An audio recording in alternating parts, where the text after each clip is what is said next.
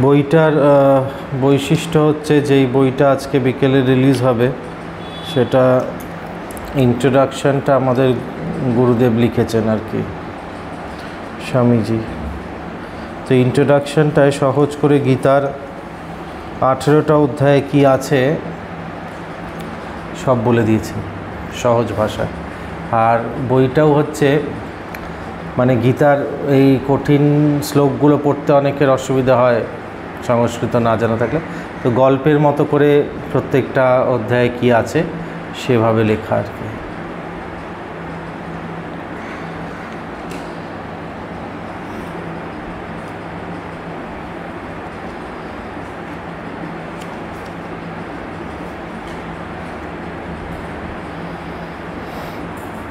তো এখন আমরা একাদশ অধ্যায় যতদিন পড়ছি তো এই ধ্যানটা রোজ করব, ভগবানের নাম নিয়ে ভগবানকে স্মরণ করে।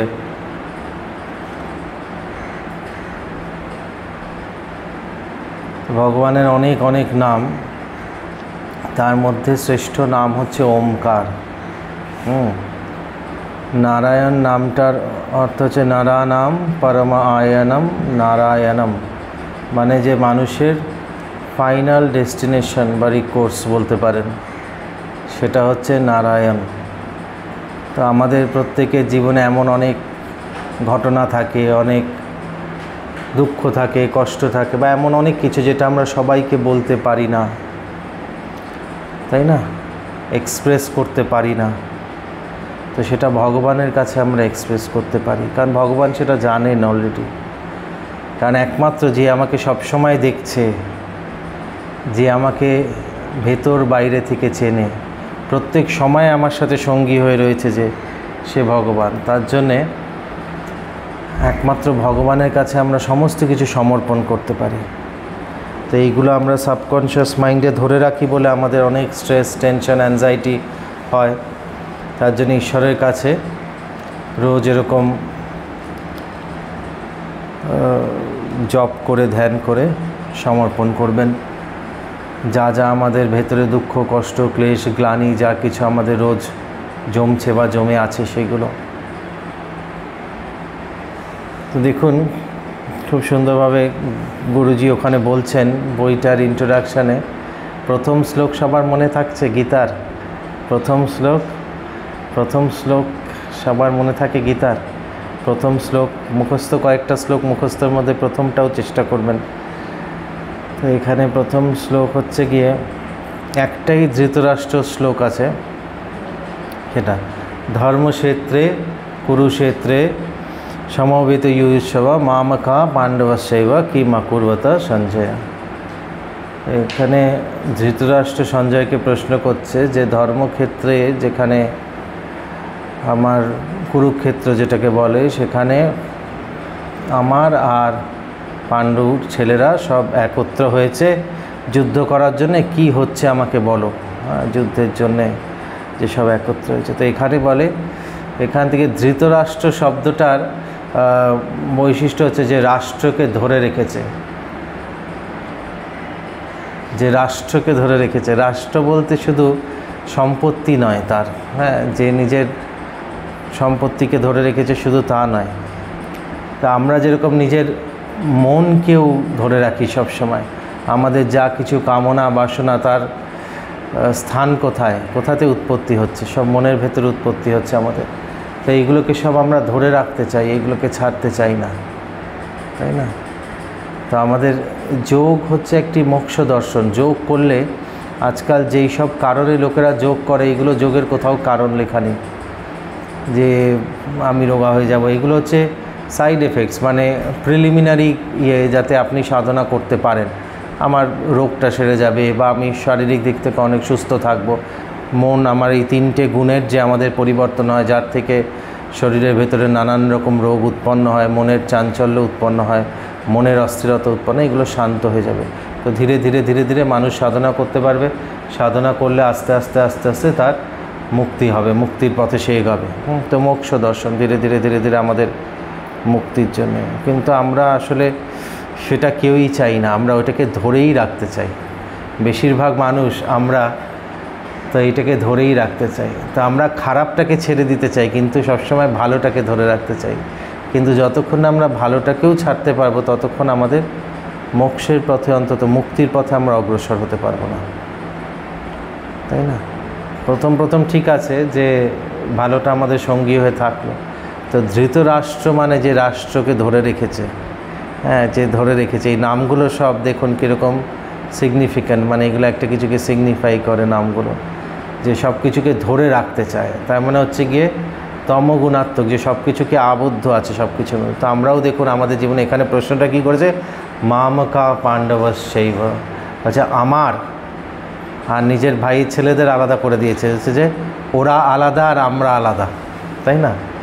তো যেখানেই গুরুজি লিখছেন, যেখানেই আমি আর আমরা, আমার শব্দটা আসে, সেখানেই আমাদের দুঃখ সেখান থেকেই শুরু হয়, কষ্ট সেখান থেকেই শুরু হয়।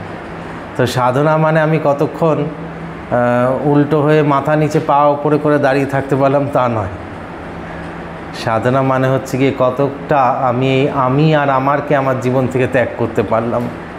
তো বারবার নিজের প্রত্যেকটা কাজে আমাদের দেখা যে কোথায় কোথায় আমার মন এই আমি আর আমার করে করে তো জন্মান্তরে অভ্যস্ত আমরা, তাই না?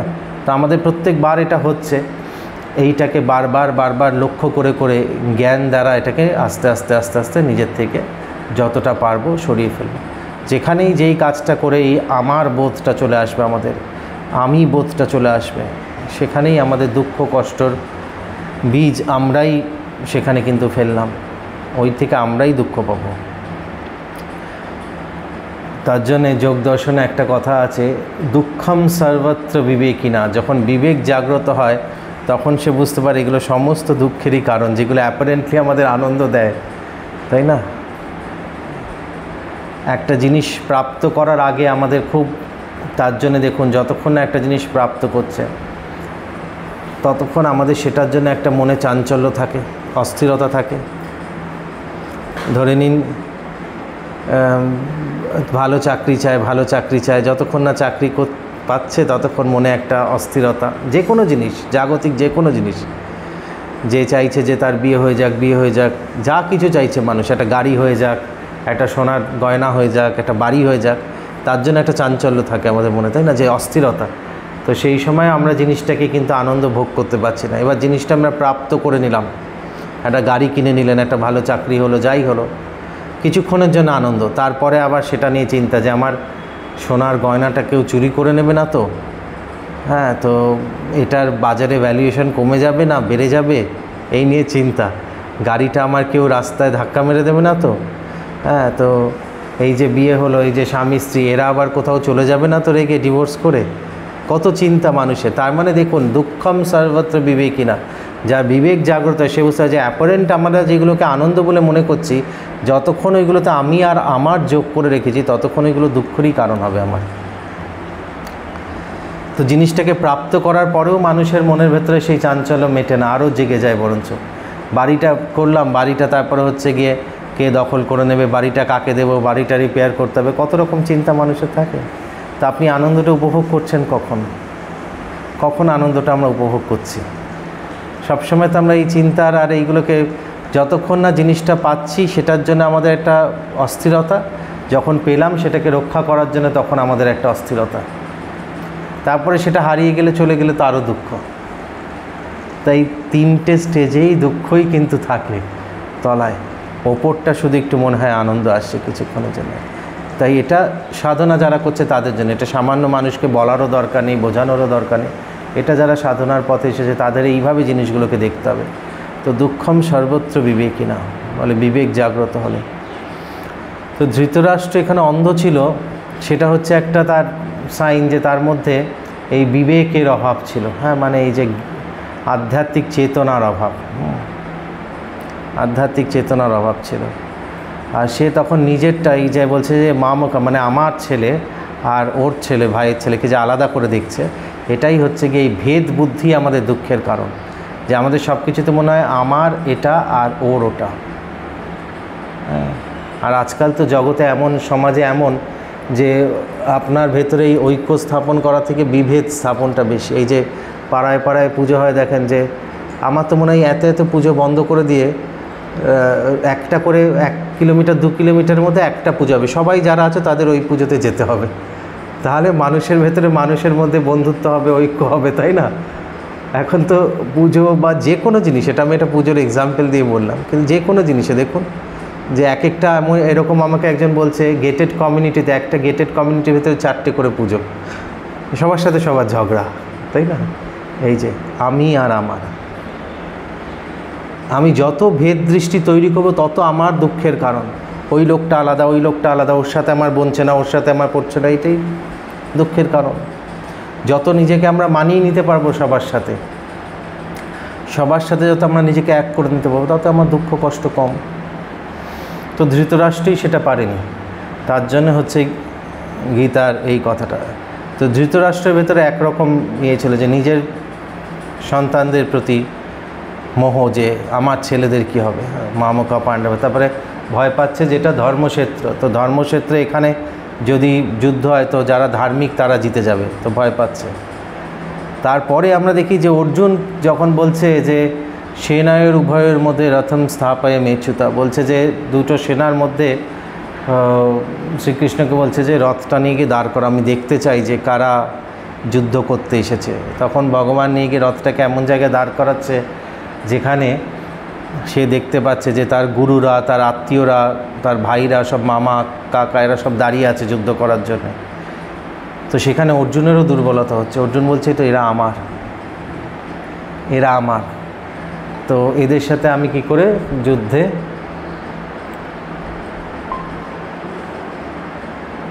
তো অর্জুন বলছে যে আমি এদের সাথে কি করে যুদ্ধে যাব। তো যেখানে আমি আর আমার বোধটা আছে, সেখান থেকে শুরু হয় প্রথম অধ্যায় যে অর্জুন বিষাদ যোগ, যে অর্জুনের ডিপ্রেশনটা কিসের জন্য হলো, যে বিষাদটা কিসের জন্য হলো। বিষাদটা হলো যেখানে দেখছে যে আমার লোকেরা, আমি আমার লোকদের বিরুদ্ধে কি করে যুদ্ধে যাব। হ্যাঁ, ধৃতরাষ্ট্র সেটা বোধ হচ্ছে না যে আমার বলে এদের বিরুদ্ধে কী করে যাবো, হচ্ছে যদি আমরা হেরে যাই। কিন্তু দু জায়গাতেই আমি আর আমারটা বসে আছে। তো এই সব জায়গায় সম্পূর্ণ ভগবদ্গীতার এটাই হচ্ছে যেখানে আমার ভেতর থেকে আমি এবং আমারটাকে বার করার জন্যে।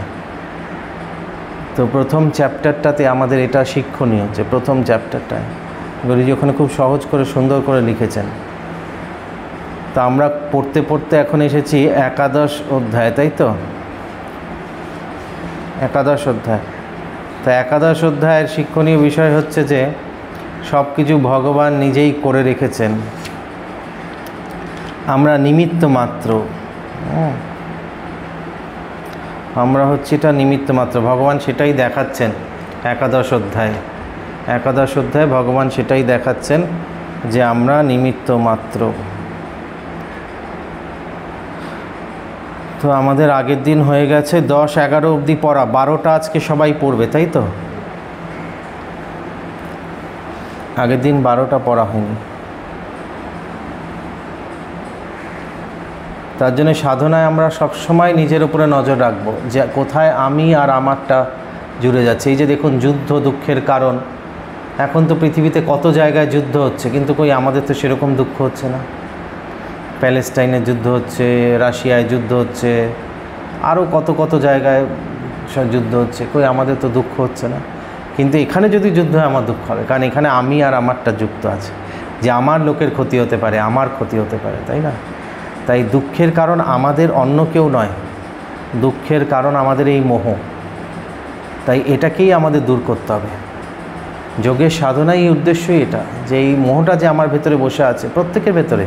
আমি বলছি বলে আমার ভেতরে নেই সেটা না, আমার ভেতরেও, প্রত্যেকের ভেতরে। আমরা প্রত্যেকেটা আলোচনা করছি এর জন্য, তার জন্যই তো শাস্ত্র আমাদের পড়া দরকার, যে আমরা সঠিক পথটা জানতে পারবো, তাই না? নইলে যোগা করতে এসে হাতের ব্যথা পায়ের ব্যথা অবধি লোকেরা আটকে থেকে যাবে।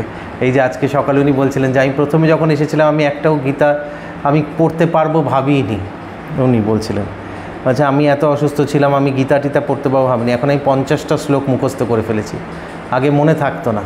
তো বলছে এখন আমার মনে হয় গীতাটাই আমার জীবনের মানে আসল মানে উদ্দেশ্য, আমি এটাই পড়তে চাই, এটাই নিয়ে থাকতে চাই। দেখুন এটা ভগবানের কৃপা ছাড়া হয়? তো ভগবানের কথাগুলো যখন আমরা পড়বো তখন দেখুন তার সাথে তার কৃপাটাও আসবে জীবনে, না? আর একটা জিনিস আমার মনে করে খুব আনন্দ হতো যে এই শব্দগুলো, এই কথাগুলো ভগবান নিজের মুখ থেকে উচ্চারণ করেছেন যখন উনি দেহ ধারণ করে এসেছেন। সেটা আবার মানে শব্দ তো লস্ট হয় না, বলে না দ্যাট এনার্জি রিমেন্স। তো এই শব্দগুলো আমরা আবার নিজের মুখ থেকে উচ্চারণ করছি, তাতে এটা কি অদ্ভুত আনন্দ হয়, তাই না? তো একাদশ অধ্যায়ের 12 নম্বর শ্লোকটা আজকে আরেকবার পড়বো, তারপরে সবাই পড়বে, আগের দিন পড়া হয়নি। দিবি সূর্য সহস্রস্য ভবেদ্যুগপদুত্থিতা यदि भासदृशी स्यात् भासस्तस्य महात्मनः। दिवि सूर्यसहस्रस्य भवेद्युगपदुत्थिता यदि भासदृशी स्यात् भासस्तस्य महात्मनः। পড়ুন পার্থবাবু। दिवि सूर्यसहस्रस्य भवेद्युगपदुत्थिता यदि भासदृशी स्यात् भासस्तस्य महात्मनः। महात्मनः। दिवि सूर्यसहस्रस्य भवेद्युगपदुत्थिता यदि भासदृशी स्यात् भासस्तस्य महात्मनः। महात्मनः।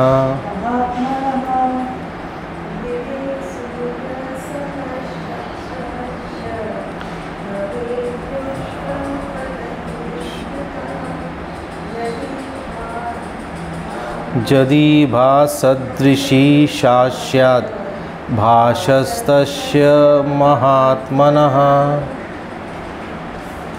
दिवि सूर्यसहस्रस्य भवेद्युगपदुत्थिता यदि भासदृशी सदृशी स्यात् भासस्तस्य महात्मनः। অনলাইনে এক এক করে পড়ুন। নন্দিনী।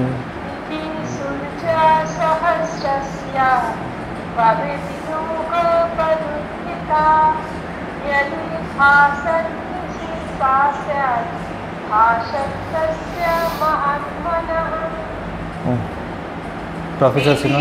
सूर्यसहस्रस्य भवेद्युगपदुत्थिता यदि भासदृशी स्यात् भासस्तस्य महात्मनः। পিসি। दिवि सूर्यसहस्रस्य যুগপদুত্থিতা भवेद्युगपदुत्थिता यदि सदृशी सा स्यात् तस्य महात्मनः। भासस्तस्य महात्मनः। हाँ, महात्मनः। হ্যাঁ, বলছে আকাশে যদি একসাথে সহস্র সূর্য একসাথে উদিত হয়, তাতেও তার যা জ্যোতি, তার যা আলো হবে, সেটা এই যা আমি মূর্তি ভগবানের দেখতে পাচ্ছি সামনে, তার সাথে হয়তো সেটাও তার কাছে ম্লান, তার কাছে কিছুই না, তার সাথে সেটা কিছুই না, তার সাথে তুলনীয় নয় আর কি। আচ্ছা, এই তারপরের শ্লোকটা পড়ার আগে আমরা 10ম অধ্যায়ে ফেরত যাব। 10ম অধ্যায়ে দেখুন লাস্টের শ্লোকটা।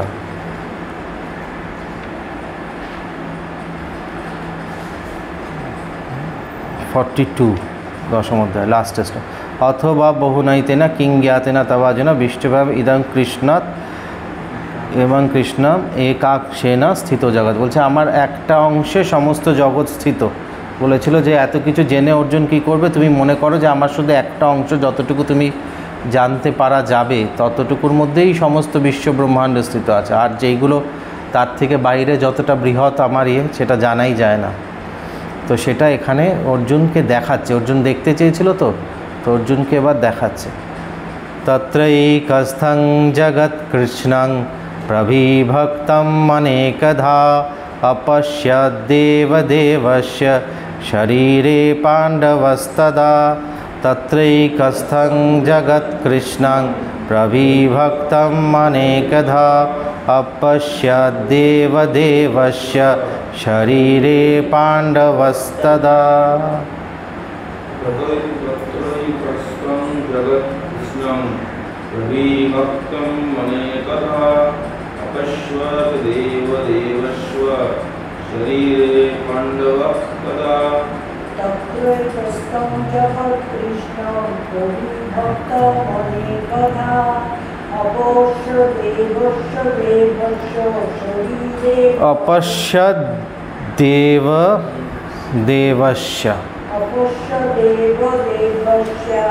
शरीरे पाण्डवस्तदा तत्रैकस्थं अनेकधा पश्यद्देवदेवस्य शरीरे पाण्डवस्तदा तत्रैकस्थं जगत्कृष्णं प्रविभक्तम् अनेकधा अपश्यद्देवदेवस्य शरीरे पाण्डवस्तदा पाण्डवस्तदा हाँ ऑनलाइन तत्रैकस्थं जगत्कृष्णं प्रविभक्तमनेकधा अपश्यद्देवदेवस्य शरीरे पाण्डवस्तदा प्रोफेसर सिन्हा तत्रैकस्थं जगत्कृष्णं प्रविभक्तम् अनेकधा अपश्यद्देवदेवस्य शरीरे पाण्डवस्तदा पिशी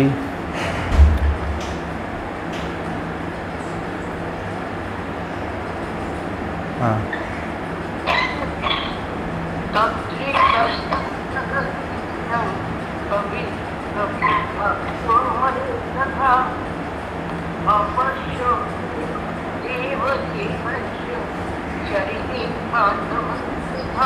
ভেরি গুড, খুব সুন্দর হয়েছে।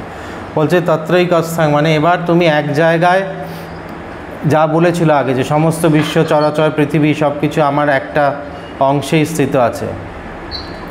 বলছে কৃষ্ণার জগৎ, কৃষ্ণক মানে হচ্ছে কি সম্পূর্ণ পুরো সমস্ত জগৎকে তুমি যে আলাদা আলাদা করে দেখছো, প্রবিভক্তম অনেকধা, যে আলাদা আলাদাভাবে তুমি বিভক্ত দেখছো সেটাকে এবার এক জায়গায় দেখো, আমার দেহের এক জায়গায় দেখো। শরীরে দেবদেবস্য মানে হচ্ছে ভগবানকে এখানে বলছে, দেবাদিদেব বলছে ভগবানকে, সমস্ত দেবতাদেরও দেব।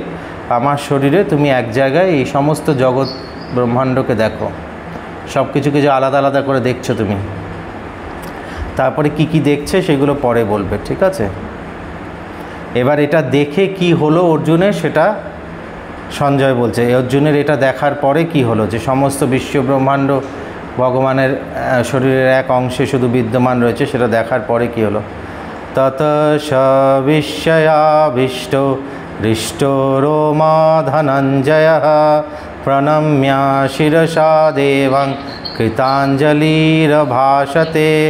ততঃ স বিস্ময়াবিষ্ট হৃষ্ট রোমা ধনঞ্জয় প্রণম্য শিরসা দেবং কৃতাঞ্জলিরভাষত।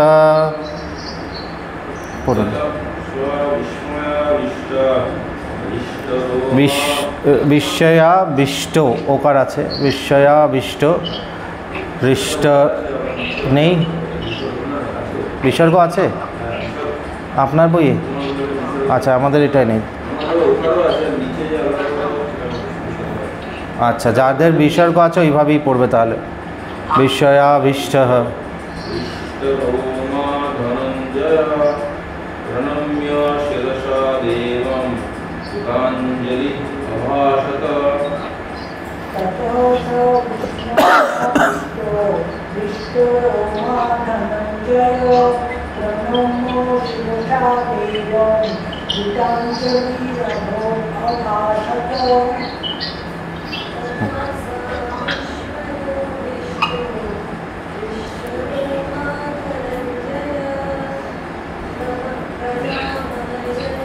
প্রণম্য শিরসা দেবং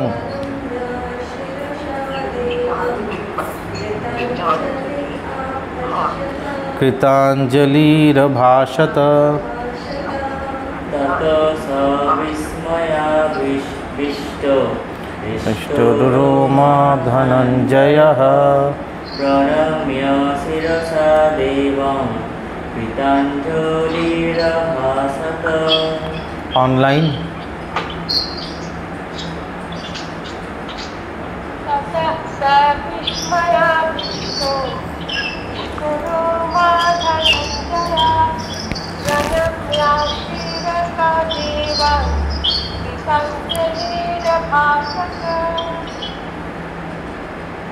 ततः स विस्मयाविष्टो हृष्टरोमा धनञ्जयः प्रणम्य शिरसा देवं कृताञ्जलिरभाषत। पिशी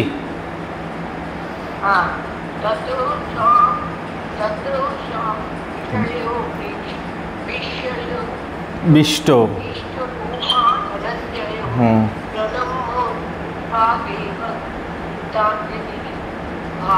শত খুব ভালো হয়েছে। বলছে এটা দেখার পরে কি হলো যে ওয়ান্ডারস্ট্রাক বিস্ময়াবিষ্ট, মানে অর্জুন তখন ওয়ান্ডারস্ট্রাক অবাক হয়ে গেছে দেখে না। সে হৃষ্টরোমা ধনঞ্জয় বলছে গায়ের এই আমাদের এই কাটা দেয় গায়ে যেরকম আমরা বলি যে হৃষ্টরোমা ধনঞ্জয়, এটা রোমাঞ্চ বলে। হ্যাঁ, তো রোমাঞ্চ শব্দটা আমাদের এখান থেকে গেছে, ওটাকে রোম্যান্টিক বলে ওরা অন্যভাবে বোঝায়। এখানে ওয়ান্ডারকে বোঝায় আমাদের এখানে, ওয়ান্ডার বা অবাক হয়ে গেলে যেরকম হয় গায়ে কাঁটা দেয় যেরকম, ওরকম আর কি। হ্যাঁ, তো বলছে যে হৃষ্টরোমা ধনঞ্জয়, যে তার গায়ে কাঁটা দিচ্ছে আর কি, রোমাঞ্চ অনুভব হচ্ছে। তো কি করছে, প্রণম্যা শিরসা দেবে না, একদম সোজা মাটিতে শুয়ে প্রণাম করছে তখন।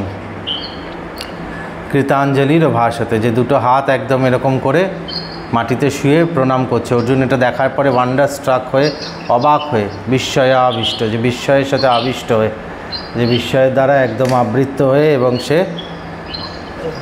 গায়ে তার কাঁটা দিচ্ছে আর কি, অবাক হয়ে, ভয় লাগছে, অবাক হচ্ছে, যা কিছু এরকম আগে দেখেনি। সে শুয়ে মাটিতে ভগবানকে শ্রদ্ধা ভক্তি সহ ভগবানকে প্রণাম করছে, করো জোর করে, যে হাত দুটো জোর করে। ঠিক আছে, পরের দিন আমরা অর্জুন কি বলছে সেটা থেকে শুরু করব, এবং তারপর থেকে অনেকগুলো শ্লোক অবধি আমাদের সুরটা বদলে যাবে। এতক্ষণ আমরা অনুষ্টুপ ছন্দে পড়ছিলাম, তো এরপর থেকে পুরো সুরটা বদলে যাবে। একটু একটু একটু একটু কয়েকটা জায়গা কঠিন আছে এটায় উচ্চারণগুলো, কিন্তু আশা করি আমরা ঈশ্বরের কৃপায় প্রত্যেকেই পড়তে পারবো। হ্যাঁ, কৃতাঞ্জলির ভাষাতে, ভাষাত, কৃতাঞ্জলির ভাষাত, হ্যাঁ, কৃতাঞ্জলির ভাষাত। যেখানে যেটা স্পষ্ট লেখা আছে সেটা তো উচ্চারণ হবে, আবার যেটা লেখা নেই যদি অটা আসে ওটাকে অল্প উচ্চারণ হবে। হ্যাঁ, অভাষাতে বলবো না, কৃতাঞ্জলির ভাষাত। ঠিক আছে, ওম নমো নারায়ণ। প্রত্যেককে এই যেগুলো পড়লাম ওইগুলো বারবার বারবার বাড়িতে একটু রিপিট করবেন, তাহলে ভালো করে মুখস্থ হয়ে যাবে। আজকে বিকেলে, আবার বলছি, আজকে বিকেলে একটা বইয়ের রিলিজ আছে গীতার উপরে। পিসি যদি পারো, তোমার শরীর ঠিক থাকে, এসো 4:30-র সময়। একজন গীতার উপরে একটা বই লিখেছে, সেটা রিলিজ করবে এখানে। সেই মানে উনি খুব পাণ্ডিত্য ওনার এই বিষয়ে। তো 4:30-5টা এরকম সময় শুরু হবে আমাদের এখানে। ঠিক আছে, আমাদের এখানে। আচ্ছা, ওম নমো নারায়ণ।